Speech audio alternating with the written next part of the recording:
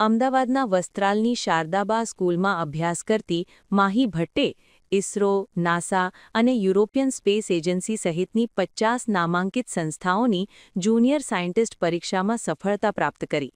નાસાના stem એટલે કે science, technology, engineering અને મેનેજમેન્ટ પ્રોગ્રામમાં શ્રેષ્ઠ પ્રદર્શનના આધારે માહીને આ નિમંત્રણ મળ્યું છે. માહીએ સાબિત કર્યું છે કે જ્ઞાનની ભૂખ હોય તો આસપાસના પરિબળો અવરોધરૂપ બની શકે નહીં. માહીને વર્ચ્યુઅલ પાસપોર્ટ અને બોર્ડિંગ પાસ પણ ફાળવી દેવામાં આવ્યા છે. ત્યારે ભારતની આ દીકરી ટૂંક સમયમાં અમેરિકામાં નાસાના હેડક્વાર્ટર ખાતે રોકેટ લોન્ચિંગની સાક્ષી બની ઇતિહાસ રચશે. मैंने इसरो, अपने इंडियन का इसरो, अमेरिका का नासा, फिर मैंने Europe space agency exam pass की, Australian space agency exam pass की और UAE space agency exam pass की, जिसमें पूरी गल्फ कंट्री आती है.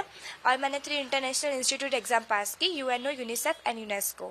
नासा कोई उनका एक जो फ्यूचर प्लान है जो भी लॉन्चिंग का है, तो उसके अंदर भी उसका वर्चुअल पासपोर्ट और जो भी बोर्डिंग पास है वो सब हमें मिल गया है. और कुछ समय के बाद ही उनका जब भी डेट फिक्स होगा जो भी होगा तब उनको बुलाएंगे. तो वो बहुत ही हमारे इंडिया के लिए भी एक ये बहुत ही प्राउड मोमेंट बनने वाला है.